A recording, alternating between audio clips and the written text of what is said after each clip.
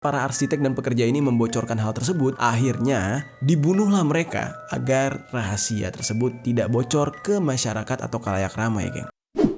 Yo, geng! Tekan tombol subscribe, geng. Hey yo, J Gang, what's good?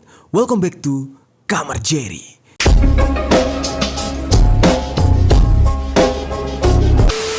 Geng, kita akan menjelajahi kota Cirebon. Nah, di sini ada orang-orang Cirebon nggak nih, geng? Kalau ada, coba tinggalkan komentar di bawah ya. Nah, berbicara tentang Cirebon, ini sama saja kita berbicara tentang keindahan tempat-tempat wisata yang ada di Indonesia, geng. Nggak perlu diragukan lagi ya. Masing-masing wilayah di Indonesia, tempat wisatanya itu memang cukup menarik untuk dikunjungi. Nah, jalur Pantura atau singkatan dari Pantai Utara ya, ini merupakan jalan yang menghubungkan antara Jakarta, kota Cirebon, Semarang hingga Surabaya. Nah, di kota Cirebon ini nggak cuma terkenal dengan wisata-wisata yang menarik dan menyenangkan doang. Namun di kota Cirebon ini juga terkenal dengan tempat-tempat angkernya, geng. Apa aja nih hal-hal yang menyeramkan atau tempat-tempat angker yang ada di kota Cirebon? Kita akan bahas satu persatu. Yang pertama adalah pohon beringin di Jalan Pogongan.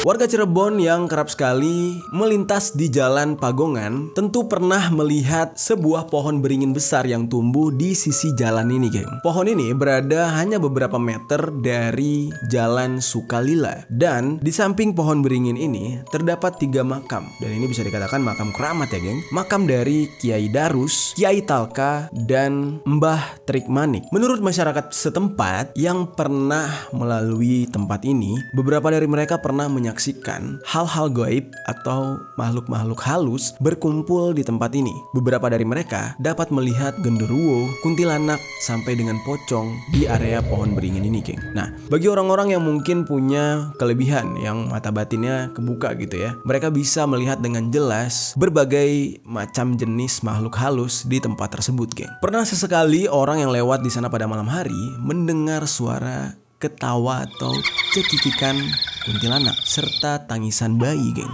di dekat pohon tersebut. Dan di belakang pohon beringin itu ada 4 buah sumur, yang dimana sumur tersebut sering sekali menjadi tempat kemunculan makhluk-makhluk halus ini, geng. Nah, kalau berbicara soal tempat angker, ini adalah salah satu tempat yang sangat menakutkan dan menyeramkan di kota Cirebon. Ada yang berani mungkin buat uji nyali di tempat itu? Karena udah jelas banget ya, pohon beringin, di bawahnya ada makam dan ada sumur tua di sana. Oke, mungkin kalian punya cerita yang lebih soal lokasi ini, terutama buat teman-teman yang ada di Cirebon. Kalian bisa tinggalkan cerita di komentar. Kita saling berbagi dan saling mendengar cerita gitu ya. Mungkin kalian pernah mengalami hal yang lebih epic atau lebih menarik, atau mungkin ceritanya dari orang tua kalian atau bahkan dari saudara-saudara kalian. Oke, kita lanjut ke tempat angker selanjutnya nih, geng. Stasiun Kaliwedi. Nah, stasiun ini merupakan sebuah stasiun yang kecil dan tampak sangat kumuh. Dan tempat ini adalah salah satu tempat yang ditakuti oleh masyarakat sekitar. Nah, letak dari stasiun ini itu rada jauh dari pemukiman warga dan bahkan bisa dikatakan hampir mendekati sungai. Lokasi inilah yang membuat tempat ini menjadi sepi dan jarang sekali disinggahi oleh manusia gitu ya, apalagi pada malam hari. Dan hal inilah yang membuat tempat ini semakin angker, karena kan sebuah tempat yang jarang diduduki atau disinggahi manusia biasanya akan dihuni oleh makhluk lain, geng. Dan di tempat ini tidak memiliki pembatas perlintasan rel. Sudah banyak nyawa melayang yang diakibatkan oleh kecelakaan kereta di sini, karena ketika mereka melintas, mereka itu tidak mendapatkan sebuah peringatan dari menara stasiun. Misalkan ada kereta api lewat, itu nggak ada peringatannya. Jadi inisiatif sendiri aja buat mendengar ada suara kereta, atau bahkan ada orang yang kayak polisi cepet gitu, tau nggak, yang di pinggir-pinggir jalan yang buat ngatur lalu lintas di tempat tersebut,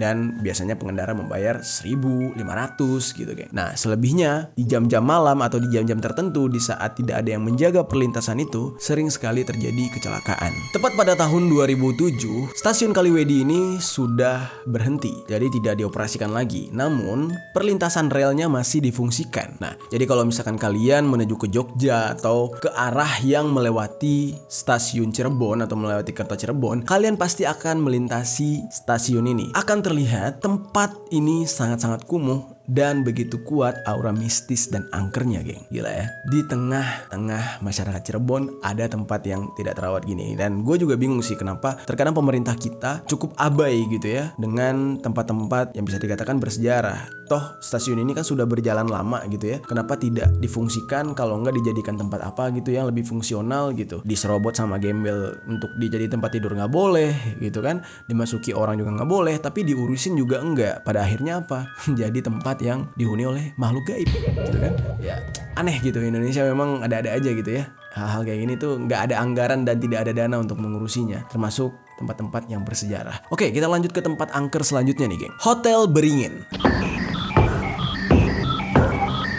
Tempat angker di Cirebon selanjutnya adalah sebuah bangunan atau rumah tua yang terletak di dekat lampu merah Gunung Sari, Jalan Tupare. Jika Anda melewati jalan atau lampu merah tersebut, Anda akan melihat sebuah rumah tua yang terlihat kosong dan tidak terurus, geng. Nah, bangunan tua ini merupakan bekas hotel yang bernama Hotel Beringin dan memang sudah cukup dikenal oleh masyarakat sekitar semenjak ditinggalkan. Tempat ini menjadi sangat-sangat angker. Namun sejarahnya ini hotel dulu merupakan hotel yang sangat sukses. Penginapan ini bisa dikatakan cukup ramai pengunjungnya dan peminatnya dikarenakan lokasinya yang sangat strategis dan dekat dengan terminal Gunung Sari. Nah, hal inilah yang membuat penginapan ini diminati oleh orang-orang yang berkunjung ke sana dan bahkan warga Cirebon sendiri ya, geng. Nah, namun seiring berjalanan waktu, hotel ini bisa dikatakan bangkrut gitu ya, kalah bersaing dengan hotel-hotel yang lebih modern karena memang hotel ini adalah hotel tua gitu ya dan tidak mengalami permajaan gitu, tidak mengalami inovasi gitu ya. Akhirnya kalah persaingan dengan hotel-hotel yang lebih megah, baru, mewah dan harganya lebih murah. Nah, setelah ditinggalkan dan tidak beroperasi lagi, lucunya tempat ini sama sekali tidak diapa-apain sama pemiliknya. Dijual enggak, diurusin enggak, jadi dibiarkan menjadi tempat terbengkalai begitu saja. Untuk disentuh oleh masyarakat pun tidak boleh gitu. Jadi benar-benar tempat ini nggak difungsikan lagi. Nah, mungkin udah terlalu kaya kali orangnya ya. Nah, hal ini juga yang menyebabkan tempat ini menjadi angker, geng. Karena banyaknya orang-orang yang melakukan uji nyali, orang mencari ilmu hitam yang akhirnya membuat sosok-sosok makhluk halus yang tak kasat mata akhirnya berkumpul di tempat tersebut. Dan bahkan dikatakan tempat itu menjadi istana gaib bagi sekelompok makhluk gaib. Nah, makanya banyak orang yang nuntut ilmu hitam, mencari ilmu hitam gitu ya, kadang ke lokasi ini, geng. Serem banget ya, geli sih kalau gue, nggak kebayang, merinding bro. Oke, hal yang angker selanjutnya di Cirebon yaitu Gua Sunyaragi.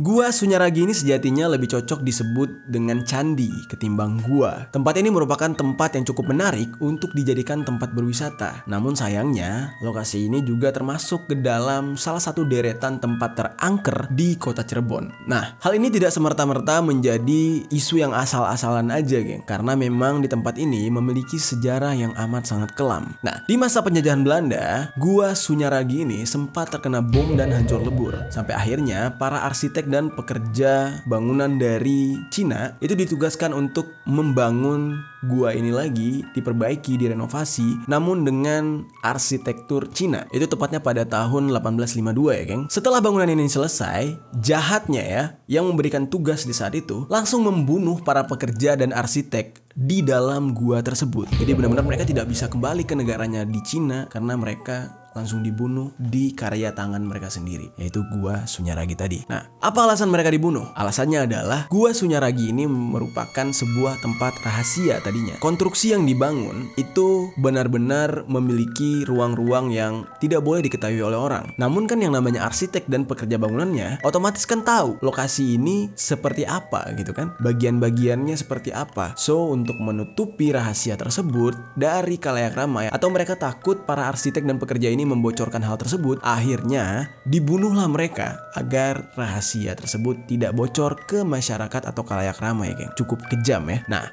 atas kejadian inilah tempat ini berubah menjadi tempat angker karena tidak sedikit dari pengakuan para pengunjung dan bahkan penjaga gua tersebut selalu diperlihatkan atau dihantui oleh sosok arwah yang bergentayangan dari para pekerja dan arsitek tersebut. Jadi udah jelas banget ya. Maksudnya gini, arwah yang bergentayangan di tempat tersebut jelas-jelas arwah si arsitek, dan setiap orang yang melihat itu arwahnya sama. Dan bahkan ketika ditanya, dijelaskan ciri-cirinya, oh benar ini adalah arsitek yang merenovasi gua Sunyaragi ini. Anjing, merinding parah. Keseraman dari Gua Sunyaragi ini nggak cuma sampai di situ. Tempat ini menjadi tempat untuk menyelenggarakan tari topeng. Ini adalah sebuah tarian yang sangat dekat dan erat hubungannya dengan unsur goib. Tubuh para penari sering sekali dirasuki oleh Nyi Mas Gandasari. Ini adalah arwah seorang penari cantik dan sakti yang bikin merinding. Nah, beberapa orang pernah mengaku melihat hantu dari Nyi Mas Gandasari ini, geng, ketika mereka berada di Gua Sunyaragi ini. Hal gaib lainnya yang melekat pada Gua Sunyaragi ini adalah batu-batu karang yang membangun gua ini, dimana dikatakan kalau batu-batu karang tersebut berasal dari pantai selatan, dan dimana batu-batu ini dikirim langsung oleh pasukan goib. Dan kalian udah pasti paham ya, pasukan goib yang dimaksud pasukannya siapa? Pasukan Nyi Roro Kidul, udah pasti. Gimana, geng? Ada yang berani mungkin datang ke tempat tersebut, langsung berkunjung? Ada yang berani? Atau mungkin sudah ada yang pernah? Coba deh ceritakan juga di bawah. Kita lanjut ke tempat angker yang berada di Cirebon selanjutnya. Gedung Negara.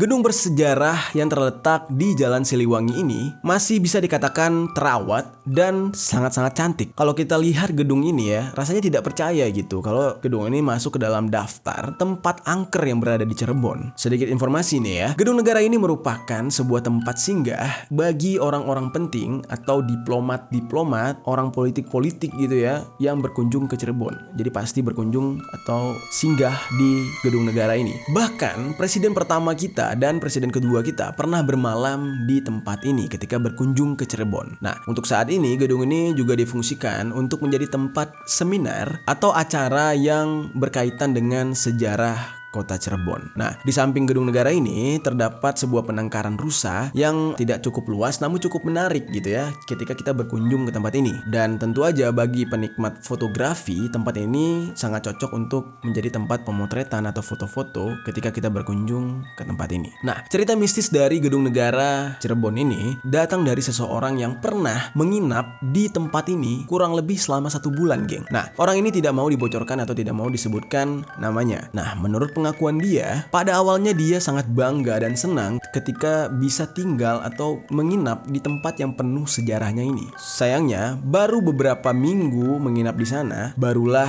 dia merasakan hal yang aneh dan terganggu serta tidak bisa tidur nyenyak di tempat tersebut. Dia juga sering mendengar seperti ada orang yang sedang bermain di kolam di area perkarangan gedung ini. Jadi kayak ada seseorang yang kalau dicek gak kelihatan begitu, geng. Dan setiap orang yang menginap di tempat ini akan diganggu oleh makhluk halus tersebut, terkecuali orang-orang yang memiliki darah garis keturunan kerajaan. Nah, orang-orang tersebutlah yang mungkin terpilih untuk tidak diperlihatkan lah ya sosok-sosok atau tidak diganggu oleh sosok-sosok ini. Nah, jadi bagi orang-orang yang bukan keturunan raja, kebanyakan datang ke tempat ini menginap itu lebih memilih untuk di luar gedung gitu, geng. Menegangkan banget ya kota Cirebon ya. Tapi ini merupakan kota yang indah sih menurut gue. Ya, berbicara soal hal mistis, nggak cuma di Cirebon, di kota manapun pasti banyak hal mistisnya. Jadi buat teman-teman di Cirebon, mungkin dari semua cerita kita hari ini, kalian bisa juga berbagi, ada cerita lain nggak? Ada tempat lain nggak yang lebih menyeramkan dari tempat ini? Atau menurut kalian ini tempatnya biasa aja, nggak semenyeramkan yang terlihat? Atau justru memang ini real menyeramkan dan kalian sendiri pernah merasakan dan mengalaminya? Tinggalkan komentar di bawah ya, geng.